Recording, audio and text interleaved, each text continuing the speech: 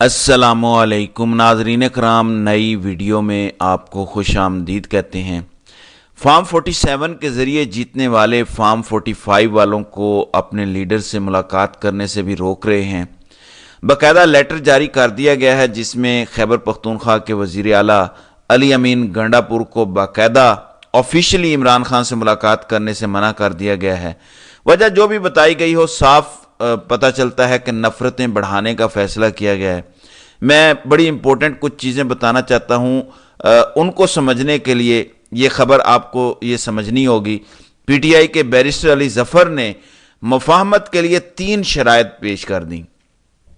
یہ بیرسٹر علی ظفر نے ایک پروگرام میں کہا ہے، جیو نیوز کے پروگرام کیپیٹل ٹاک میں گفتگو کے دوران علی ظفر نے 3 شرائط پیش کی ہیں۔ وفاقی وزیر سینیٹر مصدق ملک نے بھی پروگرام میں شرکت کی۔ پی ٹی آئی نے مزید کہا کہ الیکشن 2024 کے 10 متنازعہ حلقوں کا آڈٹ کرایا جائے، یہ پہلی شرط ہے۔ انہوں نے کہا کہ پی ٹی آئی کی تمام خواتین قیدیوں کو رہا کیا جائے، یہ دوسری شرط ہے، اور تیسری شرط یہ ہے کہ ہمیں احتجاج کرنے کی اجازت دی جائے۔ اگر یہ تینوں شرائط مان لی جاتی ہیں تو پی ٹی آئی معیشت، صحت، تعلیم اور سیکیورٹی معاملات میں حکومت کے ساتھ تعاون کرنے کو تیار ہے۔ اب یہ باتیں تو بڑی اچھی لگتی ہیں کہ 10 حلقوں کا آڈٹ کرا لو۔ آڈٹ پہلے بھی ہوا تھا، عمران خان نے 4 حلقے کھولنے کا کہا تھا، لیکن اس کے بعد کچھ بھی نہیں ہوا۔ 4 حلقے کھولنا، 10 حلقے کھولنا، یہ باتوں کی حد تک تو ٹھیک ہے۔ یہ کوئی ویسٹ منسٹر کا سسٹم تو ہے نہیں کہ 10 حلقے کھولیں گے سب میں دھاندلی ثابت ہو جائے گی تو حکومت خود ہی استعفیٰ دے دے گی، گھر چلے جائیں گے۔ یہاں تو بے شرم اور انتہائی بے غیرت لوگ بیٹھے ہوئے ہیں۔ میں مفاہمت والوں کو کچھ صورتحال بتانا چاہتا ہوں۔ حالات یہ ہیں، 2022 سے اب تک جو کچھ ہوا ہے، اگر آپ کو اب تک سمجھ نہیں آئی اور آپ کی عقلوں پر پردے پڑے ہوئے ہیں تو میں تھوڑے سے آپ کی عقلوں پر سے پردے ہٹانا چاہتا ہوں۔ کسی صورت بھی طاقتور لوگ مفاہمت نہیں چاہتے، وہ آپ سے کمپلیٹ سرنڈر چاہتے ہیں۔ ورنہ خیبر پختونخوا میں حکومت بن گئی ہے تحریک انصاف کی، مراد سعید کیوں نہیں باہر آ رہے؟ محفوظ رہ سکتے ہیں نا، سوات اپنے گھر چلے جائیں۔ خیبر پختونخوا میں پی ٹی آئی کی حکومت ہے، حفاظت کرے گی، ان کو پولیس گارڈز دیے جا سکتے ہیں، فل سیکیورٹی دی جا سکتی ہے۔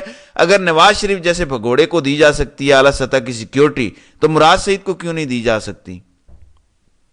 مراد سعید ابھی تک سامنے نہیں آئے۔ کیا پتہ چلتا ہے؟ کسی قسم کی منصوبہ ساز مفاہمت کے لیے تیار نہیں ہیں، وہ آپ سے سرنڈر چاہتے ہیں۔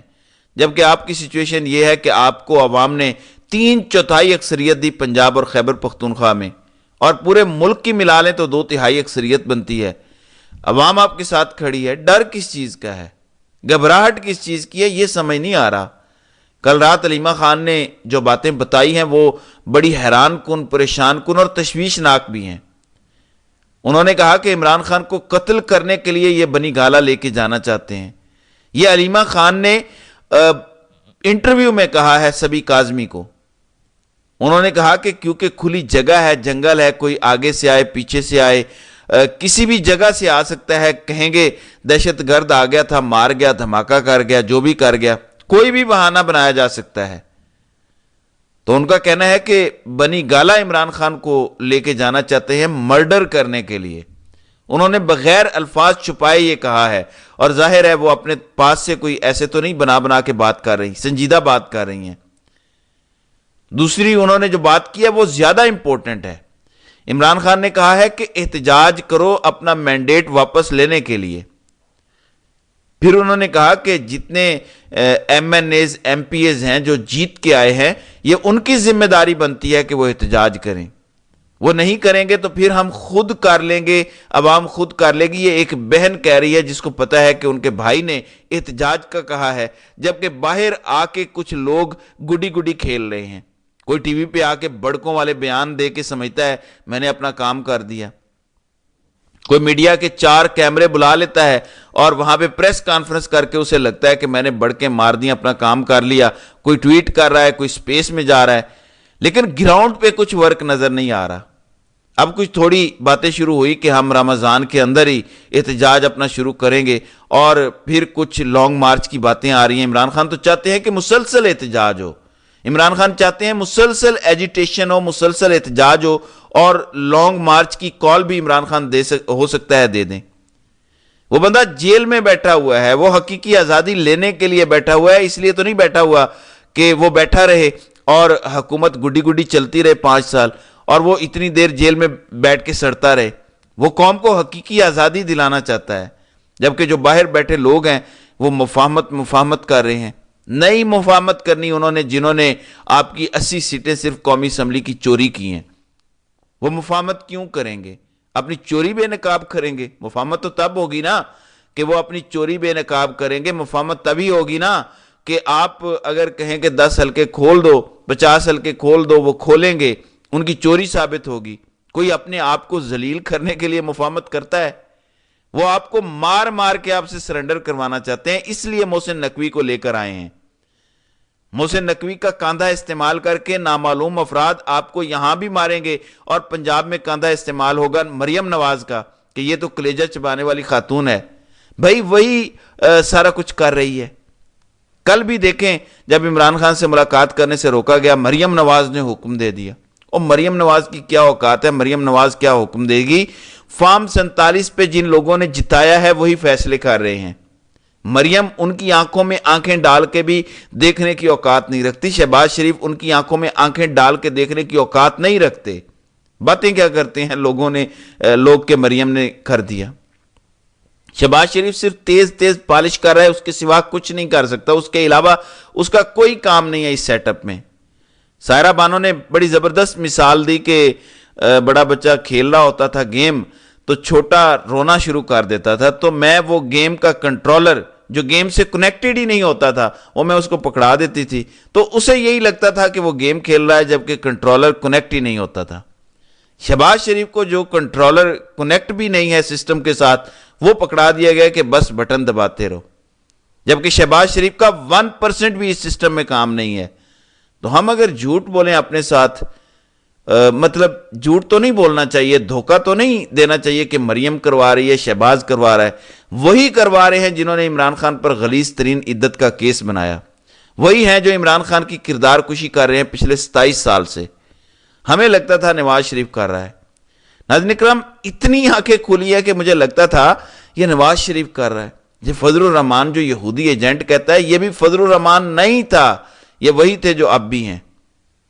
ان کو آؤٹ سائیڈرز نہیں چاہیے تھا، ایک ایسا بندہ جسے یہ کنٹرول نہیں کر سکتے وہ نہیں چاہیے تھا۔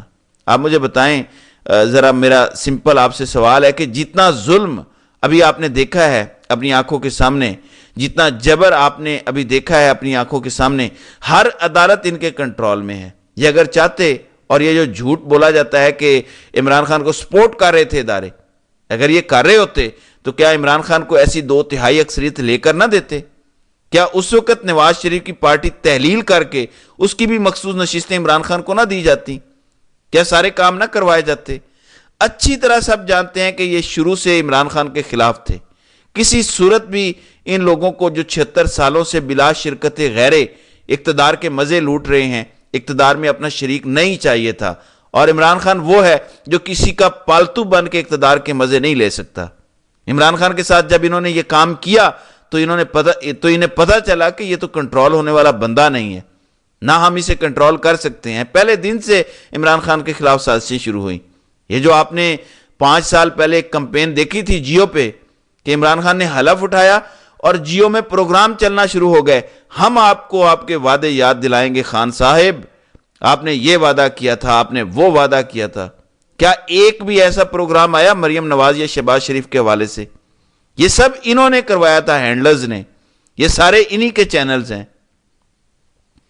ناظرین اکرام، اب تو نظام کھل گیا ہے، اب تو کوئی شک نہیں رہنا چاہیے۔ ایک حل ہے، صرف ایک کوارڈینیٹڈ ایفرٹ کرنی پڑے گی ہم سب کو، بطور احتجاج سبھی کو اپنا حصہ ڈالنا پڑے گا۔ اوورسیز پاکستانی اپنی ریمیٹنسز کم کر سکتے ہیں بطور احتجاج، جبکہ پاکستان میں رہنے والے لوگ بطور احتجاج سرٹن پروڈکٹس کا اور سرٹن ہاؤسنگ سوسائٹیز کا بائیکاٹ کر سکتے ہیں۔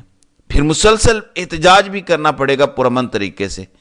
پاکستان میں فی الحال یہ ہوتا نظر نہیں آ رہا کہ لاکھوں کروڑوں لوگ ایک دم سڑکوں میں نکل آئیں بغیر کسی لیڈرشپ کے۔ وہ صرف 9 اپریل کو ہوا تھا اور وہ معجزہ تھا، میں حیران ہوں ابھی تک کہ وہ کیسے ہو گیا تھا، لیکن اس کے بعد دوبارہ نہیں ہوا۔ عرشی شریف بھی شہید ہوئے، جنازے میں زیادہ لوگ آئے، لیکن خود سے احتجاج کے لیے کوئی نہیں نکلا. عمران خان پر ملٹیپل قاتلانہ حملے ہوئے, خود سے لوگ احتجاج کے لیے نہیں نکلے. کال دی گئی تو ٹھیک ہے آ جاتے ہیں, نہیں تو کوئی بھی نہیں آتا. دیکھیں ملکوں میں انقلاب تو تبھی آتے ہیں جب لوگ خود ہی نکل آتے ہیں باہر, کوئی لیڈر نہیں ہوتا. پھر کیا ہوتا ہے کہ اس انقلاب کو کنٹرول کرنے کے لیے جو ملک کا بڑا لیڈر ہوتا ہے اس سے رابطہ کرتی ہیں طاقتور قوتیں اور کہتی ہیں کہ آپ لوگوں کو کنٹرول کریں, یہ تو لوگ ہمارے کنٹرول میں نہیں آ رہے. پھر وہ بڑا لیڈر باہر آتا ہے, وہ خطاب کرتا ہے, لوگ سنتے ہیں اور اس کے بعد لوگ اپنے گھروں کو واپس لوٹ جاتے ہیں. وہاں پہ پھر ایک معاہدہ ہوتا ہے کہ جو لوگوں نے توڑ پھوڑ کی ہے وہ معاف کر دی جائے گی, کسی کو پروسیکیوٹ نہیں کیا جائے گا اور ریکنسلیشن ہو جاتی ہے. تو جس انقلاب کی لیڈروں سے لوگ امید لگائے بیٹھے ہیں ایسے انقلاب نہیں آیا کرتے. میں آپ کو ابھی بتا رہا ہوں کنفرم معلومات کی بنیاد پر, ان کے ارادے ہیں کہ خیبر پختونخوا کی حکومت بھی پی ٹی آئی سے ہتھیا لی جائے. اتنے خطرناک ان کے ارادے ہیں. اب ایک ہی طریقہ ہے عمران خان کو نکالنے کا, صرف ایک طریقہ ہے, اور وہ یہ ہے کہ تحریک انصاف کو اس کا مینڈیٹ واپس مل جائے. اور وہ کیسے ملے گا مجھے بتائیں, کیا پارلیمنٹ میں گڈی گڈی کھیل کے تقریریں کر کے؟ بس وہ سٹریٹ ایجیٹیشن سے ملے گا. آپ کو باہر نکلنا پڑے گا, آپ کو کچھ کرنا پڑے گا, ورنہ یقین مانیں آپ 5 سال بھی روتے رہیں اور محض وارننگز دیتے رہیں, اس سے کچھ بھی حاصل نہیں ہوگا. تو ناظرین کرام, آپ کی اس ویڈیو کے حوالے سے کیا رائے ہے؟ آپ اپنی رائے کا اظہار کامنٹ سیکشن میں ضرور کیجیے گا.